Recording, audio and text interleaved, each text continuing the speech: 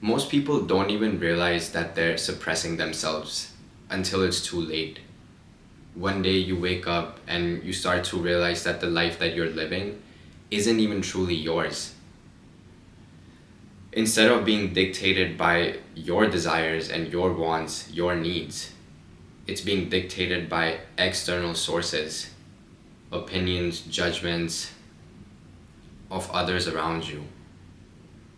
You hesitate to speak up, you hold back your own true opinions, you downplay your desires, because somewhere along the way you learned that being fully you was a risk. I know this because I've lived this life before, and if you're watching this, then you probably have too. What is up, everyone? I hope you're doing well. If you don't know me, my name is Ishaan, and welcome to the video where I want to talk about the silent ways that I've suppressed myself in the past, and silent ways that you might be suppressing yourself now, and how to actually break free from these limiting habits so you can live a life that is truly, authentically yours and stemming from your own core values rather than being dependent on what you're receiving from external sources around you. One of the first signs is that you over explain yourself. You feel the need to justify everything, your emotions, your thoughts, your boundaries, your opinions. You say sorry when there's nothing to say sorry for. It's probably because deep down you're afraid of being misunderstood or seen as too much, which are things that I have personally heard from people before, to my things. And one of my personal experiences that I wanna talk about here is in my past relationships, when reflecting back upon the two serious relationships that I've had in college, I always wanted to discuss like every thought, every single thing that came into my mind, whether that was an intrusive thought, impulsive thought, or just something that I truly felt. At that time, I hadn't fully figured out or was able to discern what was my voice versus what were the beliefs that were instilled in me through others, and what were just some things that I was subconsciously catching on to from social media or talking to my friends. And I would bring all of those projections into the relationship, and I would over explain myself if I had a specific thought about, something that my girlfriend did, or a specific thought about how I did something for her and it wasn't appreciated, or things along those lines. And at some point you have to realize that you shouldn't need to over explain yourself. You shouldn't have to mention every single thing that's on your mind or that's going on internally, because chances are that some of it is not even yours. Some of it is because of the conditioning that you received from friends, family, social media. So if you catch yourself, or if you've noticed yourself over explaining about simple things, then chances are that's one of the ways that you're suppressing yourself. The second sign is you downplay your own desires. You tell yourself that you don't really need that thing, whether that be some sort of a lifelong dream, a relationship, or even just a day to yourself. The more you push your desires though, the more you push them down, the more you suppress them, the more you disconnect from who you actually are. I have so many personal experiences with this, but one of my most recent ones that I'll share with you is when I just last summer of 2024, I had a decision to make about whether I was going to live by myself or whether I was going to find roommates as I moved to Indiana to start my PhD program. And at the time, I really got convinced that it was okay and like it would be cool to have roommates, blah, blah, blah, blah. But honestly, in truth, like internally, I felt that I don't really want roommates. I think with all the other considerations that were going on with like a property investment, living in an apartment, living in a house, like there were just a lot of considerations at the time, and I was in conversations with my dad consistently, and we came to the conclusion that investing in a property was definitely a better option, and that I could get roommates, and that way financially it wouldn't be difficult. But over the past few months, I've definitely come to accept and embrace and realize that dude, I don't really want roommates. I genuinely do not. I love living by myself. I love that I have the ability to be able to do whatever I want whenever I want without having to consider like, oh, is this going to disturb the other person? Is this going to cause any issues? Is this going to cause troubles? Now, don't get me wrong. There's a lot of merit to having roommates too, because you learn a lot of different skills and dynamics in a specific relationship. But I've lived that life before. I've had roommates before that I don't feel the need to go through that experience again, especially if I have the choice to not do that. And this was one of my more recent experiences, because my true desire is to not have roommates and have the freedom and ability to record videos like this if I want to, without having to worry like, oh, is this going to disturb the other person in the next room, or something like that.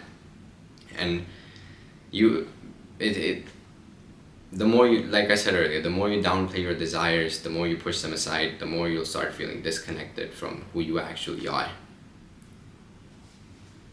I'm so tempted to mention my other personal experience, so I'll go over it very briefly.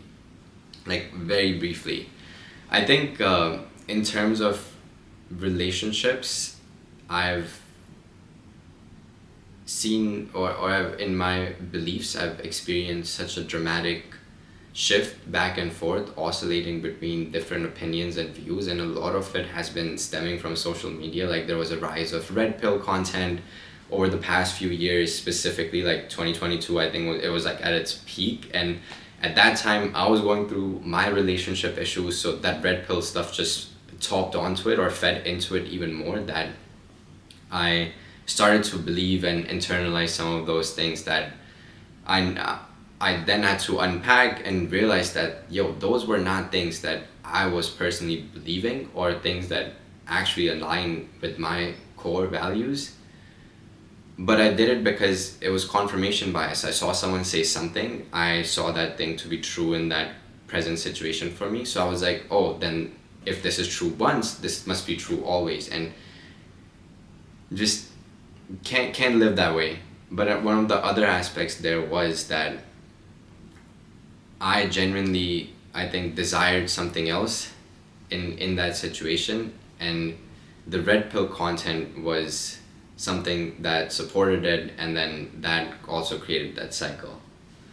Anyways, I just want to briefly mention it. If you want me to go more into detail on this topic, because this one is a heavy hitter for me and something I really had to grow from, would definitely be down to make another video on this. The third sign is that you avoid conflict at all costs. You bite your tongue, you let things slide, you rather keep the peace than risk rocking the boat. But let me tell you, bro, silencing yourself is not peace. It's self-abandonment.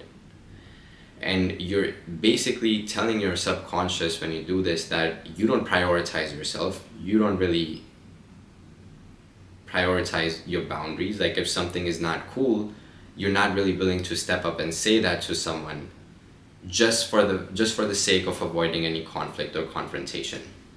My quick personal experience on this is more so in friendships than in relationships.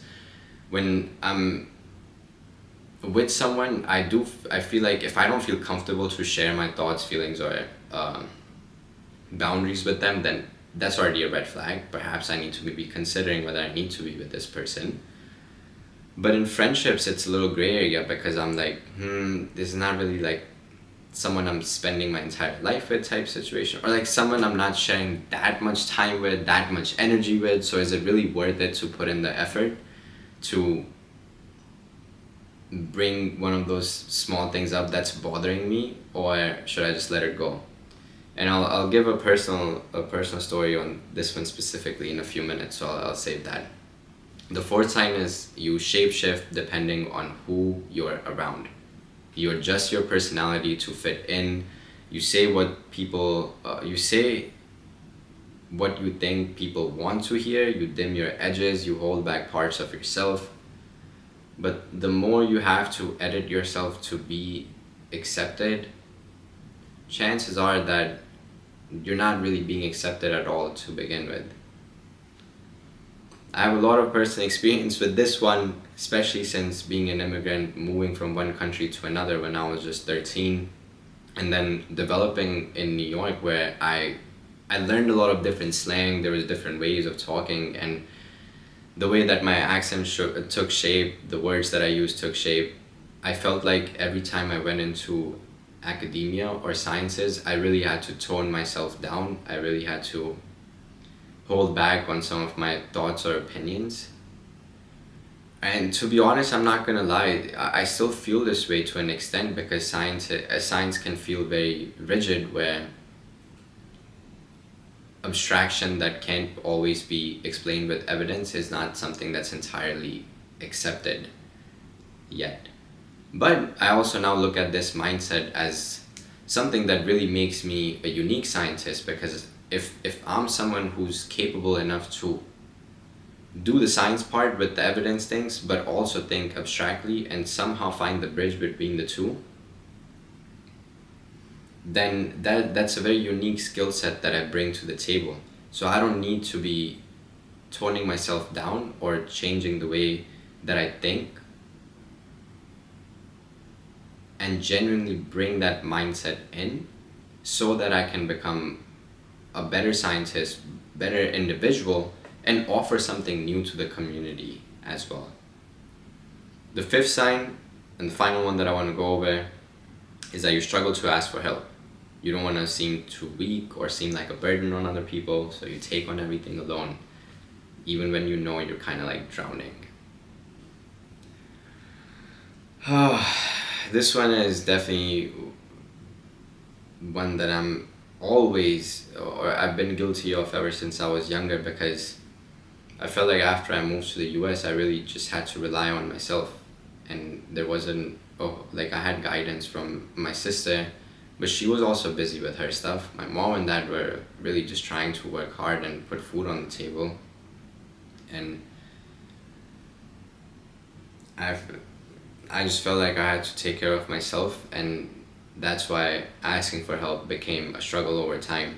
But over the past few years, specifically, especially after graduating or even in mid-college career, I think I really started to recognize the importance of how having help and being able to tap into your resources is actually so much more of a strength, because not only are you able to take on more stuff that you want to do for yourself, you're able to develop interpersonal relationships with other people, and it creates a back and forth loop where you're not just getting help from others, but you're also helping them, and that just strengthens a bond. Like, it creates a meaningful relationship.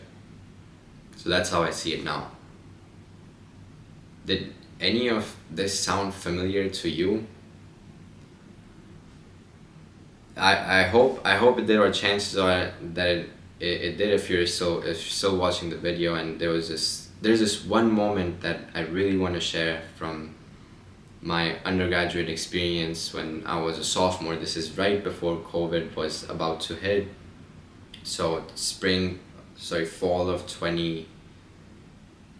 2019 is when this incident transpired. And to be honest, I haven't really talked about this too much outside of my college setting, and even since then I haven't shared this with many people, probably less than a handful maybe.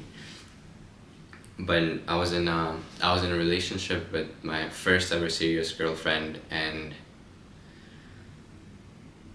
we were also in the same dance group. We were part of the executive board, and there was a conflict between her and one of the other exec board members, and that person was one of my best friends at the time as well. In fact, I don't want to go into too much specific, so okay, maybe I don't need to filter myself. That guy was also one of my best friends, was my roommate at the time as well, and these people, my ex-girlfriend and him, were co-directors of the group. And to be honest, I don't really remember what the conflict was, but what I do remember is that my actions did not align with who I really was and what I believed, because I knew, in like the way the conflict was, I understood, or I knew who was in the right, and or based on my opinion, I really knew who I would support and vouch for, but I chose to not do it because I was like, I don't want to bring a rift in my friendship with this guy, and I don't want a rift with but let me rephrase. So one of my best friends, my roommate at the time, has a conflict with my ex-girlfriend or my girlfriend at the time, and it's somewhat related to the group dynamic and how the dance group was being run. And then slowly what ended up happening was that my roommate and best friend at the time, he basically plotted with another person on our exec board who basically swooped in as the co-director and kicked my ex-girlfriend out for a bunch of various reasons that they named, but we all knew they were surface level and they were bullshit. At this point, the person who's the HR, or who's supposed to be the one mediating such conflicts and making sure that there's fairness in the situation, she stayed completely quiet. I wasn't even part of the discussions because they knew I had conflict of interest from both sides. And I was just a treasurer at the time on the exec board, so I wasn't supposed to be included in these conversations for some reason. And looking back, I realized that my true self there and then was to support my girlfriend, like my ex-girlfriend. Like, I wanted to step up. I wanted to say that what my roommate was doing was not right and was not something that should be accepted in the group dynamic right now. And same with the person that swooped in to be co-D or co-director. Like, I also had a friendship with that woman. So, and we were part of like a scholarship program together too. So it was like a whole jumble of fuckload of mess. But the thing is that I let these external things, like I let these labels of being in the same scholarship program, or he's my roommate, or he's my best friend, I let that stop me from really stepping in and doing the thing that felt right to me, and that was to support the person who was in the right, who was literally being ganged up on at the time, for a better lack of words, and literally got pushed out of the exec board for bullshit reasons. Like, I don't want to go into the reasons because it doesn't really make a difference. The core point I want to drive here is that I didn't step up. I didn't live up to my true beliefs and core values at the time. And honestly, I fucked up heavy on this one, dude. This is something I've thought about since then several times. I've journaled about it. I've written it down, where I'm like, what really held me back? What truly held me back? And looking back, I also realized I wasn't just avoiding conflict with either of the parties. I was also avoiding myself.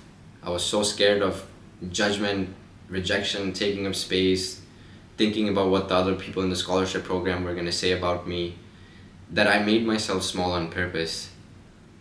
I really did fuck up heavy on that one again. Like, I think about it a lot, and I have to give grace to my younger self, because he was doing the best he could with what he knew or what he understood at that moment. And I've learned a lot from that process, that I'm able to reflect on it. I'm able to say it on camera. Like,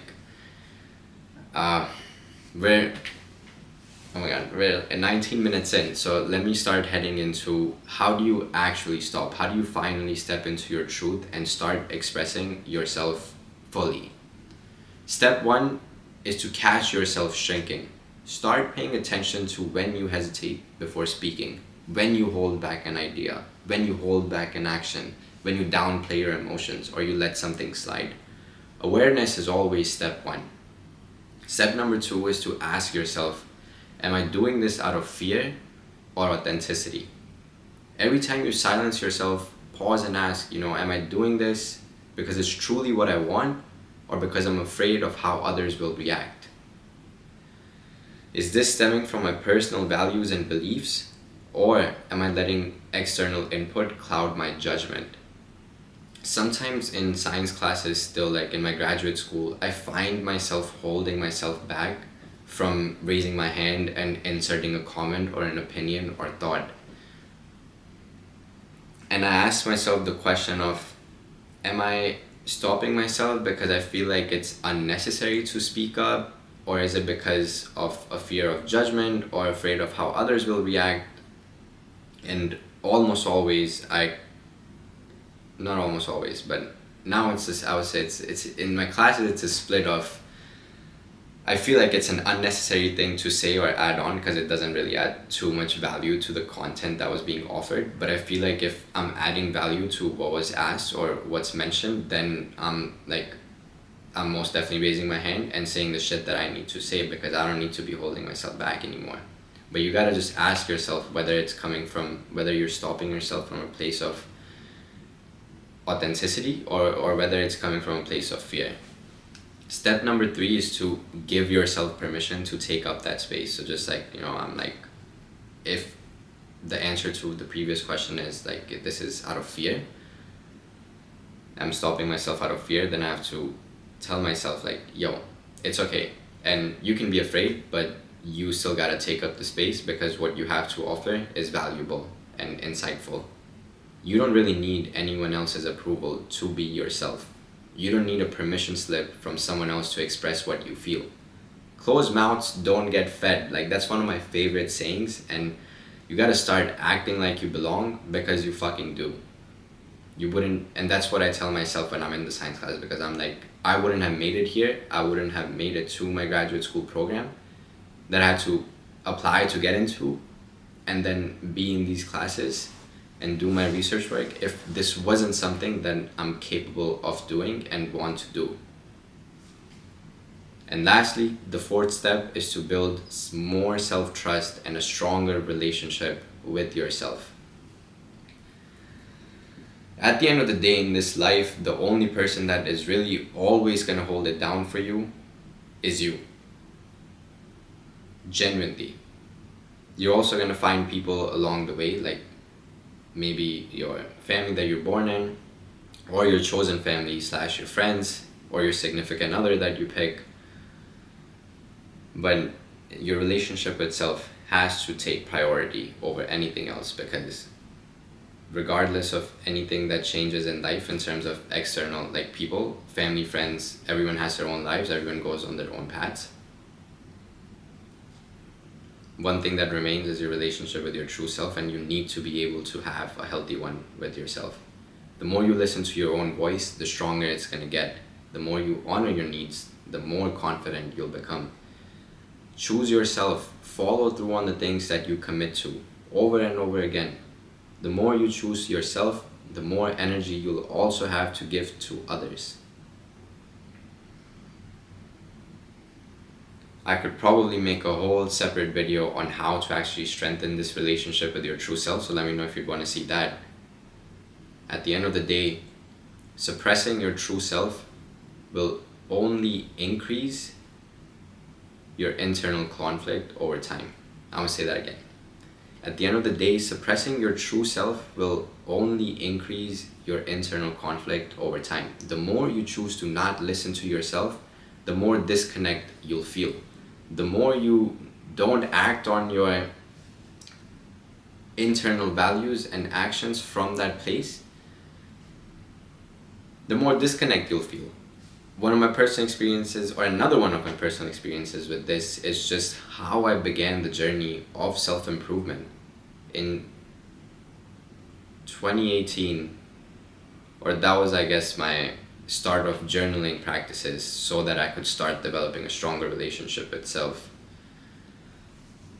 It was because of how I wasn't acting out of alignment with the things that I wanted. Like in high school, I joined volleyball because my friends were doing it and I thought it was going to be cool. I was going to be accepted into the popular friend group, etc., etc. There's so many stories that go that can tie in here, but the real risk isn't failing. The real risk isn't being judged. The real risk isn't being too much. The real risk is living the way the real risk is not living the way that you truly want to.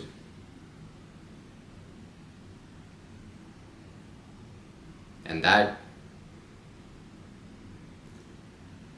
I'm not willing to live my life that way. You have to ask yourself, are you?